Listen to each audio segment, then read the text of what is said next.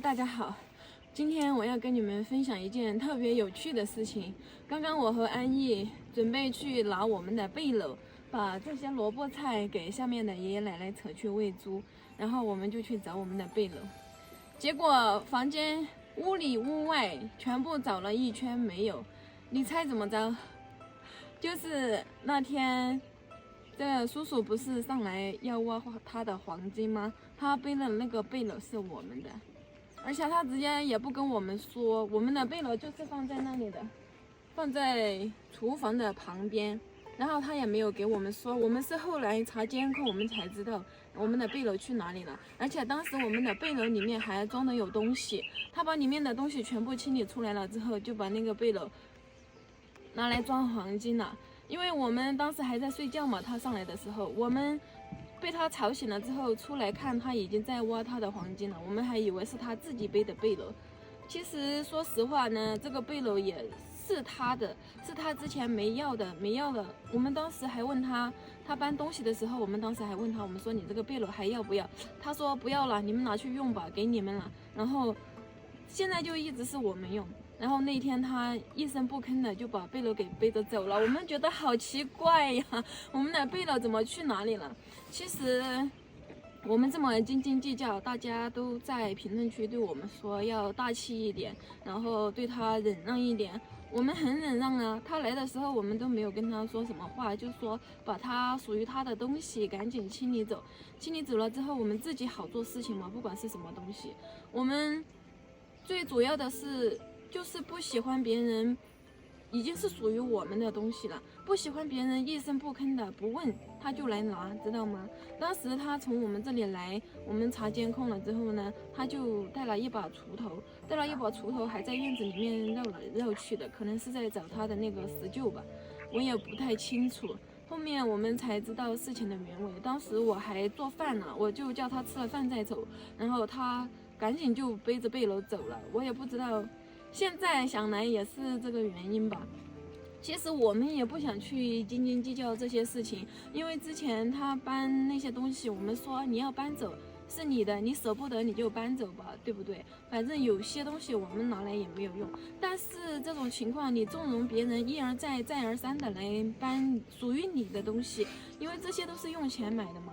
当时买房子的时候，我们真的再三的过问呢，你屋里面的那些家具你要不要？他之前说要，之前没卖房子的时候他说要，我们说要也没关系，对不对？我们就花6万多块钱就买你这个老房子就行了，因为我们其实真的是喜欢这里的环境而已，里面的老东西你要拿走你就拿走。当时他就说他要，后来我们在成交的那一天，大家也都看得见嘛，现在也还有，他就说了这些全部不要了，而且他自己的儿子也在这里啊，全部不要了，你们都拿去留给你们了。他就是这样说的。后面你看一而再再而三的，不管是坏的锄头还是坏的背篓，全部都背着走了，还想来搬石器。有人说他这些老东西是属于他的，他要搬走就搬走嘛，对不对？也给他留个念想嘛。但是我们其实原来也是这样想的，对不对？后面想想真的是一而再再而三的来拿东西，那就真的是惹得人很不高兴，对吧？我让你搬东西你又搬走嘛，你有些不要的你都要来搬走，而且人家已经在这里待了，我们在这里可能有3个月了，买这个房子3个月了，他那天才来把他这些黄金给清理走，对不对？我们到时候成交的时候一口气就把钱全部拿给他了，没有逾期1天。然后大家也在评论区说，我们不应该一次性把钱给他结清楚。其实我们之前也是在想，后来经过提醒啊，因为这上面嘛有很多人他就会怂恿他，就觉得这个房子卖的不划算，卖的太便宜了。如果你之前只给1半的价钱的话，后面他就反悔了，就不愿意了。虽然你立字据了，或者是写合同了，他们也还是会反悔的。所以当时我们就立即的把6万块钱一起全部交给他了，1天都没有拖延，就是这样的。不然的话，他可能后期还会要更多。所以没办法，我们今天也做了一个很对他的一个决定，我们准备把他的那些肥料全部搬到上面的那个老房子里面去。他之前不是把他的风车和土豆全部都搬上去了吗？今天我们也不问他，我们也直接把他的东西全部给挪走，因为他上来真的是我们都还在里面睡觉，而且门我们都没锁，他也不叫一叫看看有没有人在家，说我用一下你们的背篓，或者是说这个背篓是老的，是我的，然后我拿下去了。是属于我的东西，但是一句话也没有，悄悄的就背着走了。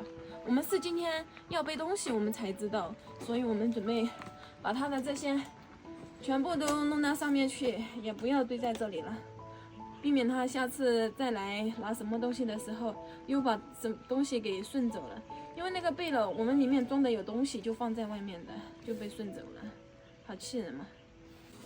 本来还说给他放到这里，他下次要用的时候就直接铲过去用，现在想来也没有什么必要了。既然人家对你不善，那你为什么要这样对别人呢？对不对？给他的这些肥料全部搬走吧，可以吗？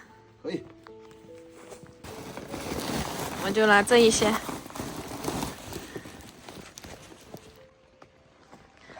冒着雨都要给他搬上去。其实我们也是不想闹到这个地步的，因为他每次上来，我们都是好声好气的跟他说话，但是人家不听呀。我们就给他说过几次了，他都不听，而且要来拿什么东西，也是给别人说，也不给我们说。真的，这已经卖了3个月了，在他心目中可能还觉得是他自己的房子。还有上次他叫别人来搬稻草，搬完了之后呢，下面他们再上一个寨子上面的人想弄点那个稻草去发那个豆豉嘛，我们这边那个很臭的豆豉，然后他还在说，他说我上面有啊，你可以去拿呀，他居然还在这么说。我也不管别人说我们小气或者是怎么样，你对我小气，我就对你小气。你都那么小气，我干嘛对你大气？给它放在里面去。而且大家跟我们说，我们一定要当面跟他说不要来搬东西。我们已经当面说了很多次，人家不听嘛，我们也无法。给它放到这个地方。现在就真的一点东西都没有了。